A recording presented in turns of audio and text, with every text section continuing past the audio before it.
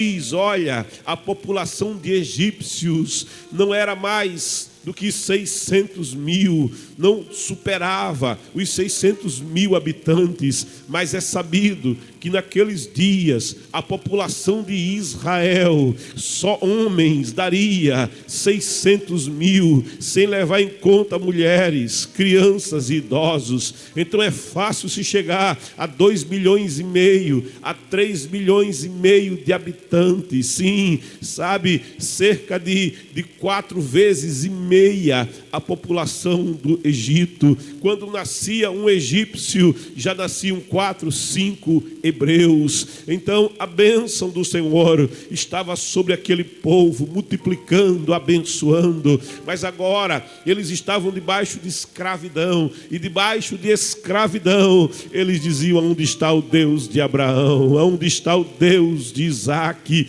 Aonde está o Deus de Jacó? É como dissessem: aonde estão as promessas de Deus? Aonde está o Deus que fez promessas? Aonde está o Senhor? E eles se perguntavam em seus corações, e o clamor e o choro daquele povo chegou na presença do Senhor. E o Senhor aparece na sarça que ardia e não se consumia. Ali em Horebe, ali naquele território, o Senhor ardia naquela sarça que chamava a atenção daquele pastor de ovelhas, já na altura de 80 anos, Moisés, o fugitivo, Moisés, o príncipe egípcio que vivia no exílio há 40 anos, Moisés, aquele que conhecia a ciência do Egito, Moisés, aquele que percorreu os palácios de Faraó,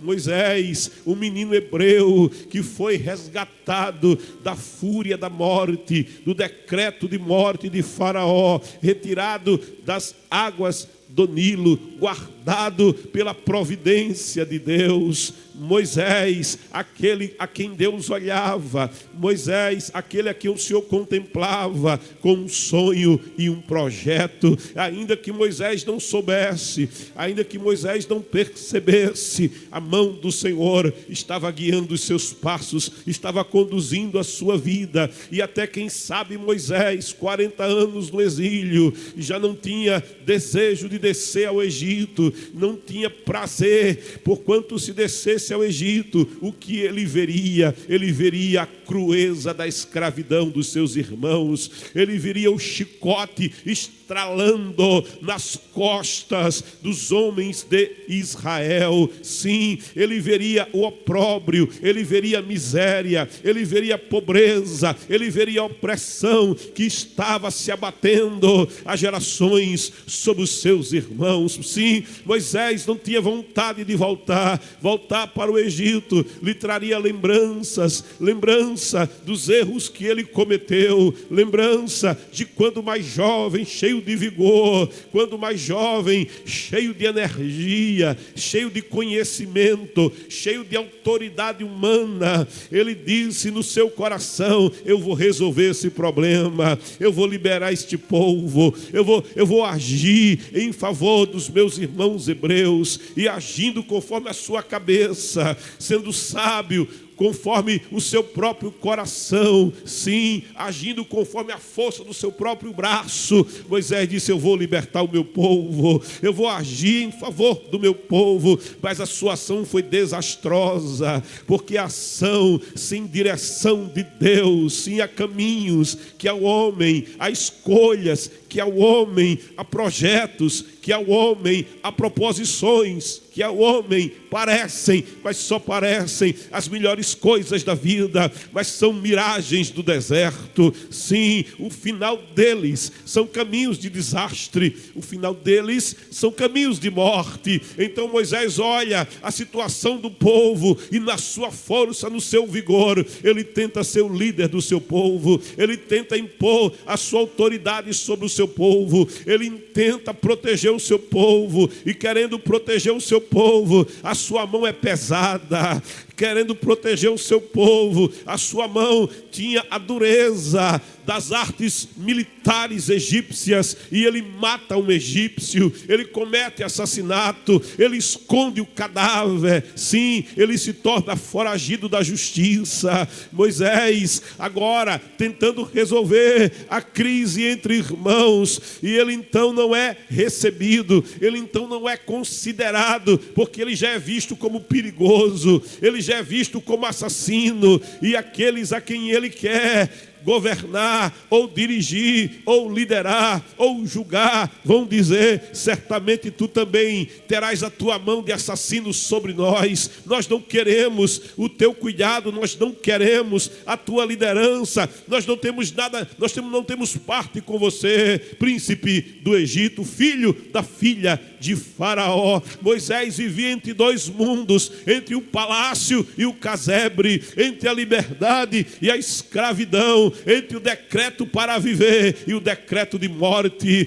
E este estado, este lugar dividido, não era um lugar fácil de estar, de modo que Moisés vai ter que fugir do Egito. Moisés, procurado por Faraó, que queria vingança daquele que foi morto pela mão do filho da filha de Faraó, o hebreu adotado como príncipe, aquele que Faraó via como um perigo, como uma ameaça. Ele é obrigado a deixar o Egito. 40 anos se passaram, ele não tem prazer em pensar no passado, ele não tem prazer em olhar para trás, mas a sua retaguarda havia um povo que sofria, a sua retaguarda havia um povo que clamava, a sua retaguarda havia um povo que dizia no seu coração: aonde está o Deus de Abraão, o Deus de Isaque, o Deus de Jacó, o Deus das promessas? Aonde está o Senhor? E aquela sarça agora vai arder, aquela sarça no deserto agora vai brilhar, mas tem uma coisa: ela não vai ser consumida pelo fogo,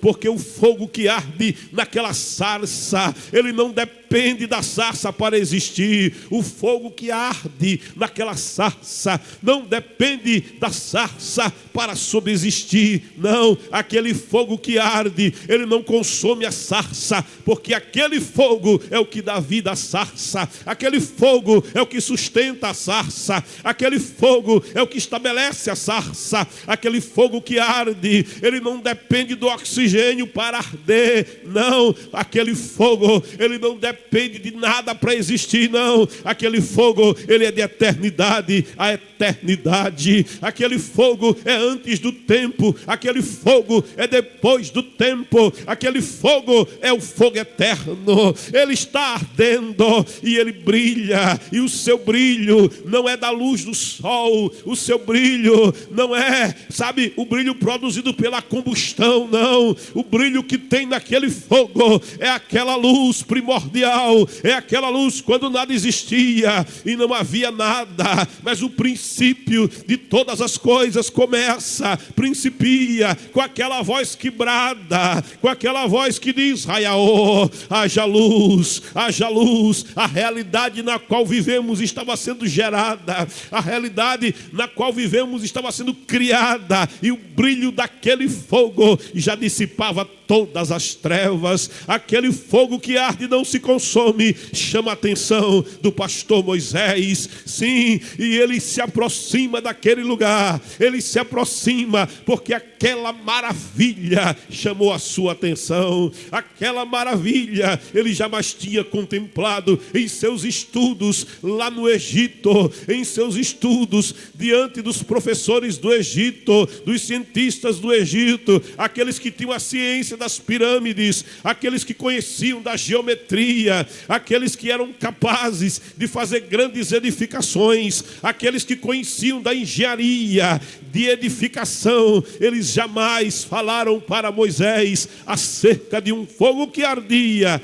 e não se consumia. E assim Moisés diz: é uma maravilha, ninguém jamais contemplou este fogo, ninguém jamais deu notícia deste fogo, e eu tenho a oportunidade vontade neste dia de estar diante deste fogo. Eu vou me aproximar, eu vou contemplar mais de perto esta maravilha. Coisa tremenda é se aproximar. Eu te convido também a se aproximar, porque aquele mesmo fogo, aquela mesma presença, a manifestação daquela glória que acontecia lá em Horebe, que acontecia lá no Sinai, na sarça que ardia, aquela mesma presença, aquela promessa, juntamente com a primeira que eu te falei, as misericórdias do Senhor são a causa de não sermos consumidos, porque as suas muitas misericórdias, elas não têm fim, elas se renovam, elas são renovadas a cada manhã, e eu ouso dizer, de eternidade a eternidade, as suas misericórdias não têm fim. Mas juntamente com esta grande promessa, a segunda promessa, Moisés já vivenciava, e você também pode vivenciar, é a promessa que diz: eu, não é arcanjo, eu, não é serafim, eu, não é querubim, eu, não é padroeiro, nem padroeira, nem grande, nem pequeno, não é enviados, não, eu mesmo, aleluia, eu, Senhor, eu, Deus eterno, eu, todo-poderoso, eu, Criador de todas as coisas, eu, sustentador de todas as coisas, eu, autor da vida, eu, sustentador da vida, eu mesmo estarei. Ele é o Deus que é, mas Ele é o Deus que está. Ele é de eternidade a eternidade. Ele não depende de nada para ser, não. Ele é em si mesmo. Ele é todo poderoso, e tudo quanto existe depende dele. Cada ser que vive tem a vida por causa dele, sustentada por ele. Todas as coisas do universo dependem dele para existir. O sol depende dele para arder, o sol depende dele para aquecer, depende dele para iluminar. Sim, a natureza depende dele para ter vida, para vicejar, para gerar vida. O planeta depende dele, os astros dependem dele, as estrelas dependem dele. Ele as conhece, ele as criou, ele as chama pelo nome, e elas escutam e obedecem a sua voz. Sim, o Senhor, aquele que é, e ninguém é como ele, o Todo-Poderoso. Mas ele não é apenas o Deus que é, ele também é o Deus que está. E o Deus que está, ele tem uma promessa para o teu dia, porque ele diz: eu estarei, a minha presença estará, o fogo vai arder, o fogo estará presente, o calor da presença estará presente, a luz da presença que dissipa todas as trevas estará presente, aquele que opera maravilhas estará presente. Isaías vai dizer: e o seu nome será Maravilhoso Conselheiro. Sim, o conselho dele estará presente. Deus forte, ele é todo poderoso, mas também ele é o Pai da eternidade. Ele é de eternidade a eternidade. Mas tudo isso de nada serviria se ele não fosse Shalom, o Deus de toda paz, aquele que produz a paz, aquele que escuta, aquele que ouve, aquele que vê e aquele que sente. Sim, o Senhor Todo-Poderoso, ele é o Deus que está, mas ele não está apenas por estar, ele está com propósito. O Senhor é aquele que está nesta manhã, assim como ele estava em Horebe, assim como ardia sarça em Horebe. Ele é o Deus que está aqui nesta manhã, e ele está com propósito. Ele é o Deus que vem ao encontro, ele é o Deus que promove o encontro, ele é o Deus que chama a tua atenção para o encontro, ele é o Deus que está presente. E Moisés então vai se aproximar. e dizer: eu quero ver esta maravilha. Que maravilha é essa? É a presença de Deus. Que maravilha é essa? É o encontro com Deus. Que maravilha é essa? É o dia de viver o cumprimento das promessas do Senhor. Que maravilha é essa? É o Deus Shekinah, para o qual não há barreiras. Ele derriba as barreiras, ele promove o encontro com Moisés. E quando Moisés se aproxima, coisa maravilhosa é se aproximar desta presença. Coisa maravilhosa é, ao perceber a presença, desejar: eu quero mais desta presença, eu quero estar mais perto dele, eu quero chegar mais junto dele. Tenha liberdade nesta manhã. Há um convite que ele te faz: vinde a mim todos.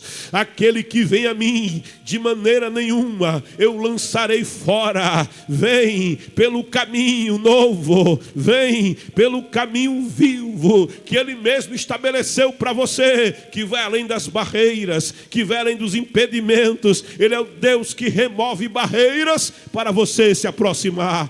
Pode se aproximar, diz o Senhor. E quando Moisés se aproxima, aleluia, impactado por aquela presença, quando Moisés se aproxima, não tem medo. Quando Moisés se aproxima, não tem temor, não tem pavor. Não, aquela presença o atraía. Aquela presença dizia ao coração dele: pode se aproximar, eu vim para falar contigo. Pode se aproximar, eu vim para conversar. Pode te aproximar, aleluia. Ele veio para se aproximar. Ele veio para te dar possibilidades. Ele veio para tratar contigo. Ele veio para te revelar coisas profundas que você não sabe. Ele veio para conversar. Ele veio para que os teus ouvidos escutem a sua voz. Ele veio porque ele tem propósitos para o teu dia. Ele tem propósitos para a tua vida. Ele tem promessas para você viver. Pode se aproximar. E quando Moisés se aproxima, ele escuta a voz mais bela do universo. Ele escuta a voz mais maravilhosa, aquela voz que falou quando não havia ouvidos humanos para ouvir. Aquela voz que falou, mas sabe, esta voz não depende que haja ouvidos para ouvir, para ela se fazer ouvir. Aquela voz que disse: haja luz. Aquela voz que falou lá no princípio, o verbo, o Logos, está falando. E ele abre a boca e diz: Moisés, Moisés. É o Deus que está dizendo: eu sou Deus que te tirou das águas do Nilo. Eu sou Deus que preservou a tua vida lá no princípio. Eu sou Deus que não somente te formou, mas eu sou Deus que desde que você passou a existir, é o Deus que cuida de você. Eu cuidei de você, perseguido pelos soldados de Faraó, quando não podia se defender, e a tua mãe te amamentava. Eu sou Deus que cuidou do teu pai, da tua mãe, que cuidou de Arão, que cuidou de Miriam, que cuidou de você. Eu sou Deus que deu direção à tua mãe para saber o que fazer contigo para preservar a tua vida. Eu sou Deus que estava contigo lá no cesto betumizado. Eu sou Deus que estava contigo quando a tua mãe te largava nas águas do Nilo e dizia: eu não entrego meu filho ao Nilo, mas eu entrego meu filho ao Deus de Abraão, ao Deus de Isaque, ao Deus de Jacó. Eu entrego meu filho não à morte, mas eu entrego meu filho à vida. Eu não abro mão do meu filho, mas eu creio nas promessas de Deus na vida do meu filho. O Deus da vida é o Deus do meu filho. E quando a tua mãe te colocava nas águas, quando a tua mãe te entregava as águas, ela dizia: eu entrego nos braços de Deus, e a mão de Deus vai cuidar. guardar, a mão de Deus vai velar, a mão de Deus vai proteger, e a minha mão estava lá, guiando a tua vida. Eu sou Deus que colocou no coração da filha de Faraó amor pela tua vida. Eu sou Deus que guiou os teus passos desde a infância. Eu sou Deus que te fez voltar aos braços da tua mãe, com salário e proteção do palácio, para ela te amamentar, para ela te acalentar, porque eu sou Deus que cuida. Aquilo que você não pode, eu posso. Aquilo que você não faz, eu faço. Aquilo que você não alcança, eu alcanço. Eu sou Deus todo-poderoso. Eu sou Deus que cuida. Moisés, eu te conheço. Moisés, eu sei quem você é. Você pode ter se escondido no deserto, mas da minha presença, diz o Senhor, ninguém pode se esconder. Você pode ter fugido para o deserto, você pode viver no anonimato, mas ninguém foge da minha presença, ninguém sai do meu conhecimento. Os olhos do Senhor, diz a palavra, são como chamas de fogo. Ele vê, ele contempla, ele sabe, ele interpreta, ele sabe lá o sentimento da alma e do coração. Ele é o Deus que te vê. Agar lá no deserto, Agar com sede, Agar fugida, ela vai ouvir a voz do Senhor, que também vai dizer: Agar, Agar, serva de Sarai, para onde você vai? Para onde você está fugindo, Agar? E Agar vai ouvir a voz do Senhor, vai receber a promessa do Senhor. O seu filho vai nascer, uma multidão de nações estará nascendo do ventre daquela escrava egípcia, e ela vai dizer: esse é o Deus que me vê. Eu vejo Deus que me vê. Ela vai dizer: há um Deus que me vê, há um Deus que tem cuidado de mim, há um Deus que me ampara, há um Deus que me sustenta, há um Deus que é comigo mesmo no meio do deserto. Moisés.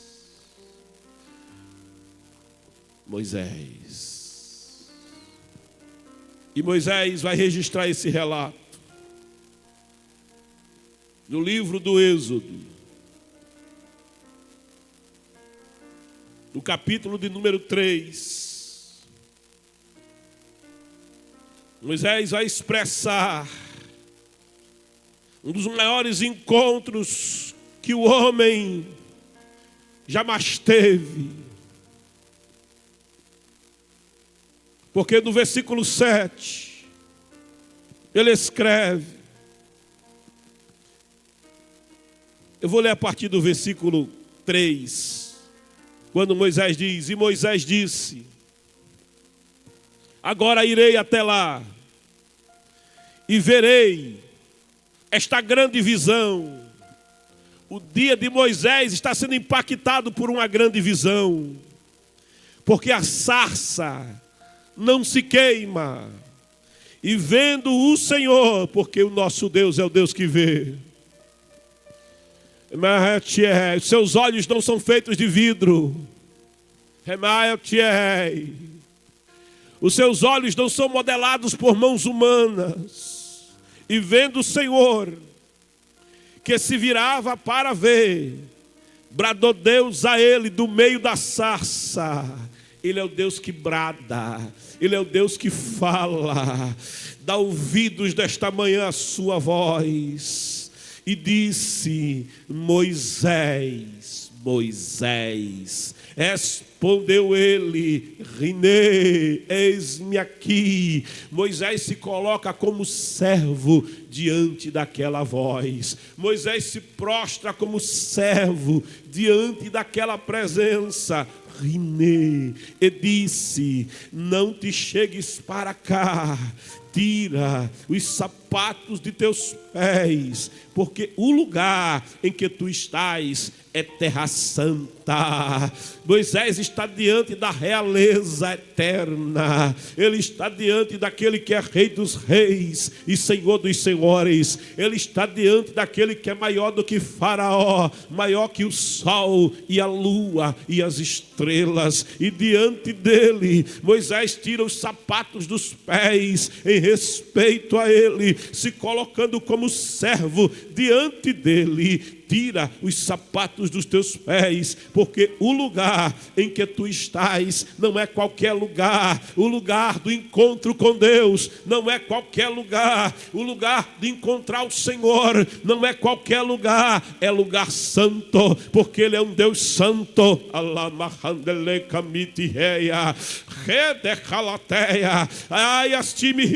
Ele é o Deus santo, incontaminado. E disse: não te chegues para cá, tira os sapatos. Disse mais: eu sou. Ele é e não depende de nada para ser. Eu sou o Deus de teu pai, o Deus de Abraão, o Deus de Isaque, o Deus de Jacó. E Moisés encobriu o rosto.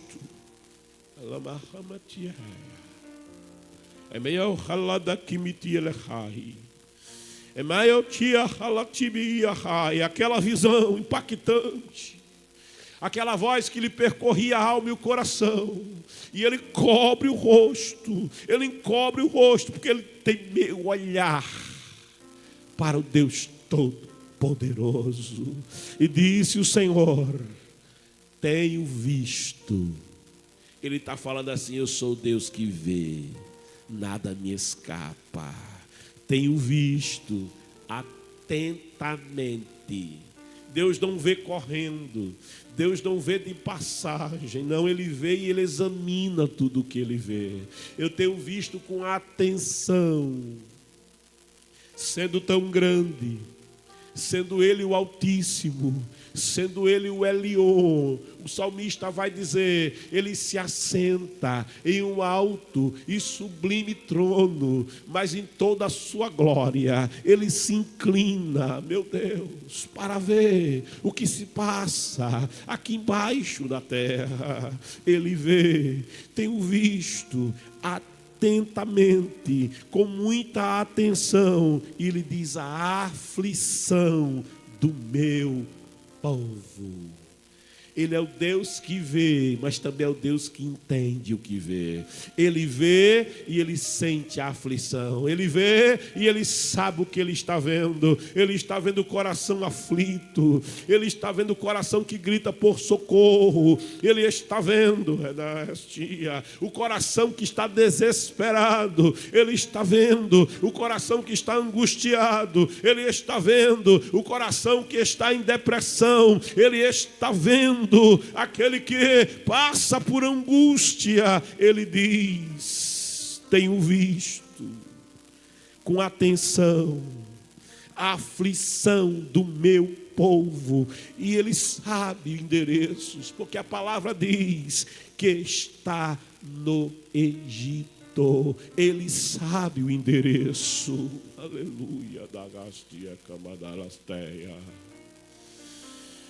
E tenho ouvido, porque os ouvidos do Senhor estão abertos. Escreve o profeta Isaías. Os ouvidos dele não são feitos de madeira. Os ouvidos dele não são feitos de pedra. Os ouvidos dele não são modelados pelo cinzel do homem. Não são feitos, não recebem forma pelo concurso do artista humano, do escultor humano, não.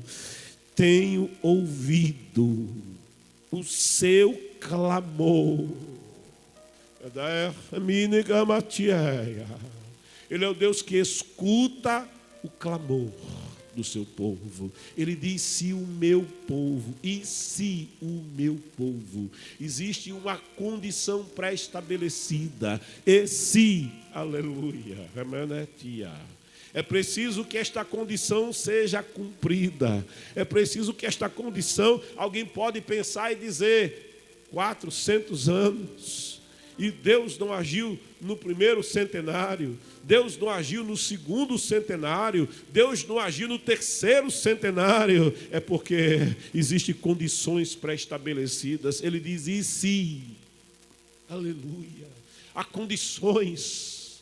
Há condições que precisam ser estabelecidas no coração do homem para esse encontro com Deus. E se o meu povo é meu, mas tem um se para ser estabelecido. E se o meu povo, e ele diz que se chama pelo meu nome, não é apenas povo de Deus, mas tem sobre si o nome do Senhor. Alguém olhava para os escravos e dizia: são os filhos de Israel. Ali estava o nome do Senhor na vida daqueles escravos. Estes são os filhos de Israel, aleluia, os filhos daquele que luta com Deus, daquele que prevalece com Deus, daquele que batalha com Deus, daquele que teve o nome mudado por Deus, a vida mudada por Deus, escolhido por Deus, chamado por Deus, que viveu promessas de Deus, abençoado por Deus.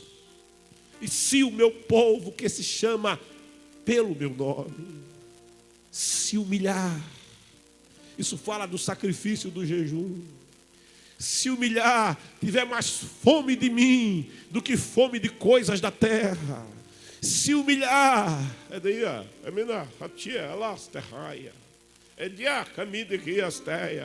quando um crente jejua, o mundo espiritual é impactado. Quando um crente jejua, forças tenebrosas são abaladas. Quando um crente jejua, no mundo espiritual, em desabalada, os demônios começam a estremecer, porque tem um crente só sacrificando ao Senhor, porque tem um crente só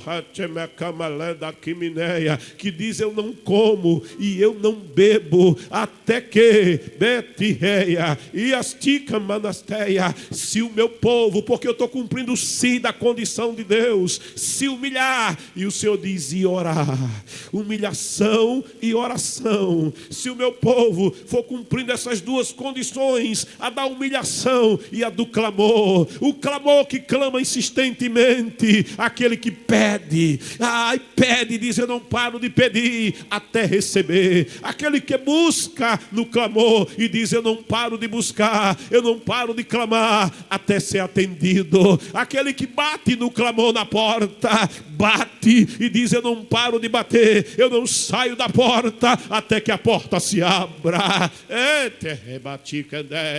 Ali a raia é aquele que clama e diz: eu não vou desistir. É Jó que diz: ainda que ele me mate, nele eu esperarei. É Jó que diz: eu sei, o meu Redentor vive e por fim ele se levantará sobre a terra. É Jó que diz: eu tenho crido que a resposta de Deus para a minha vida, tenho visto, tenho ouvido. E se o meu povo, que se chama pelo meu nome, se humilhar e orar, e o Senhor diz: e buscar a minha face, se aproximar da minha presença, se aproximar do fogo que arde e não consome, e buscar a proximidade comigo, me conhecer pelo poder da minha palavra, me conhecer, não de ouvir falar, mas de andar comigo e buscar a minha face, e se corrigir dos seus pecados, porque Ele é um Deus santo. Ele não habita com a imundícia do pecado. Ele é um Deus santo. Sede santos, porque o Senhor é santo. Então,